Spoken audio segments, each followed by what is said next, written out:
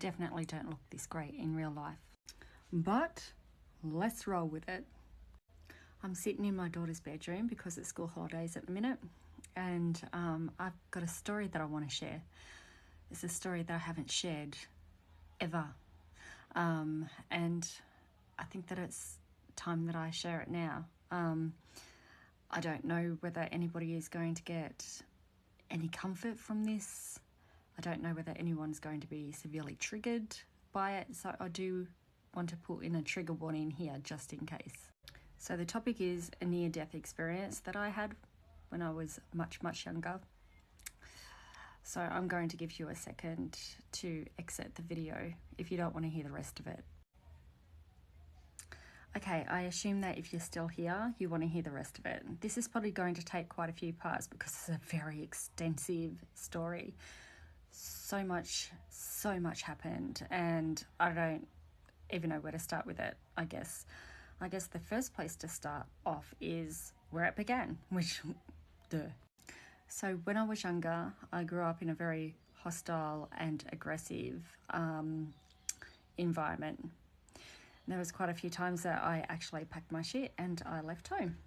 This was pretty much a weekly occurrence for me. So I grew up in a household of 3 brothers and 1 sister. I am the oldest of all of the siblings, and my sister passed away when she was 9 months old of an adverse reaction to a vaccine that she had. I grew up believing that my stepfather was my natural birth father, despite the fact that I had no maternal connection to him whatsoever. There was always something off. There was always something sadistic, unloving, and just plain fucked up about the whole relationship that I had with him. And therefore, I felt that that was why I didn't have a maternal connection to him whatsoever. But it turned out that the reason why I didn't have a maternal connection to him was because he wasn't my real father.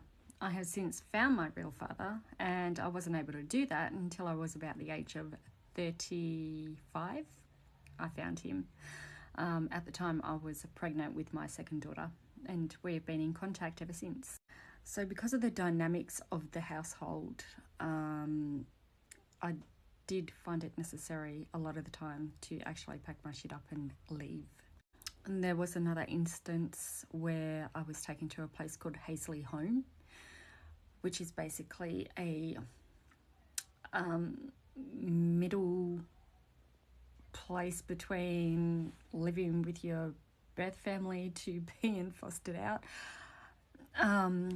That lasted for about a week, and despite all of my evidence of physical abuse, emotional abuse and mental abuse, they were actually short on rooms, and so they returned me to my family home.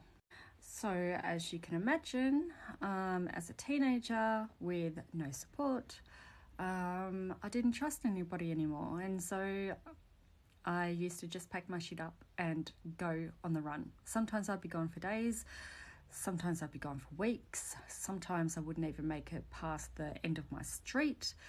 But at this stage, I was pretty well known to the police as a runaway.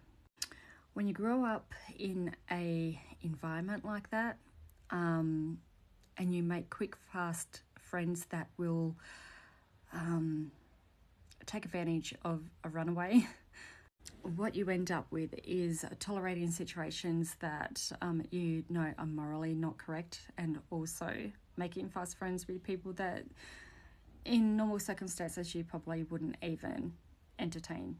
And there was a girl that I knew at school. This was high school, so I would have been in year 9. And this girl, I'm pretty sure her name was Regina, had her own issues. She had a lot of issues. And of course we became fast friends because we had a lot in common, especially at our home life, and we made a plan to do a runner together. So one morning I woke up and I packed all of my shit into my school bag and I headed off just as though it was any other normal day.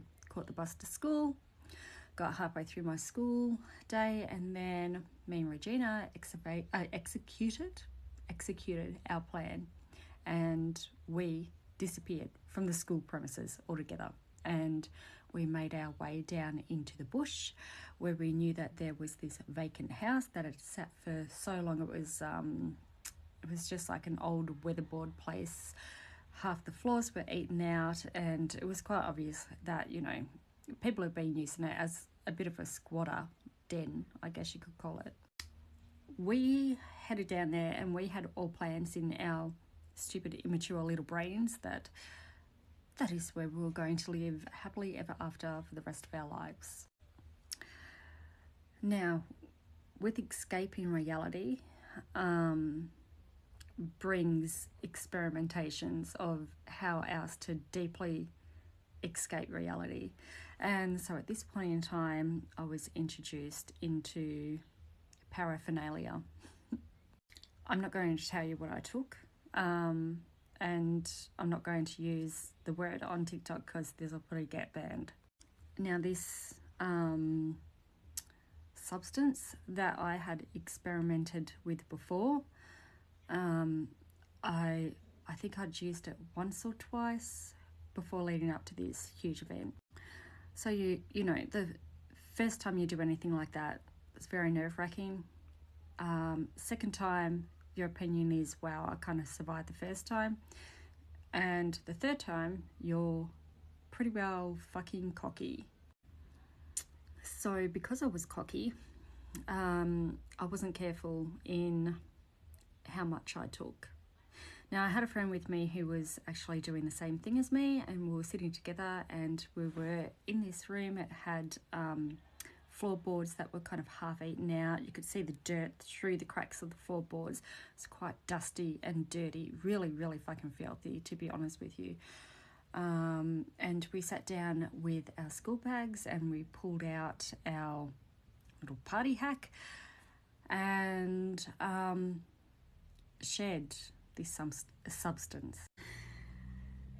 I remember, first of all, the effects were what I expected, same as what happened to me the last 2 times that I'd taken it. But then something really weird started to happen, and I was very conscious throughout this whole process. Little did I know that my friend wasn't experiencing this with me. This was a journey that I was going down on my own.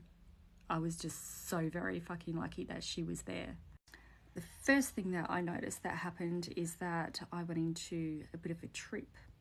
So imagine looking down a really dark tunnel, and this tunnel, like, I knew I was heading down this dark tunnel, and I kept thinking to myself, when I hit the bottom, I'm going to be dead. Luckily, I didn't actually hit the bottom of this big dark tunnel that I was going down. And as I was going down, it's kind of hard to explain. It was very, very dark and very hard to see, but somehow I knew that this tunnel was also filled with lots of colour. According to my friend, at this stage of the process, what I had done was I had taken my substance and slumped to the floor and was snoring quite heavily. Snoring isn't something that I normally do, and so I must have been really struggling with my airways at this stage. I was also very conscious that my heart rate was through the fucking roof. The next thing that I'm aware of as I'm heading down this dark tunnel is that, one, I didn't hit the bottom. And I was thinking to myself, thank God. Okay, I didn't hit the bottom. Everything's okay. And then I felt a surge of energy, and suddenly I just popped straight out of my body. Now, this is where things get really funky, okay, from this point on, and I'm not going to be able to fit it into this video here, so I'm going to have to do a part 2. I'll mark them, part 1, part 2, whatever. So if you don't want to listen to them, if you find them triggering, just skip over them.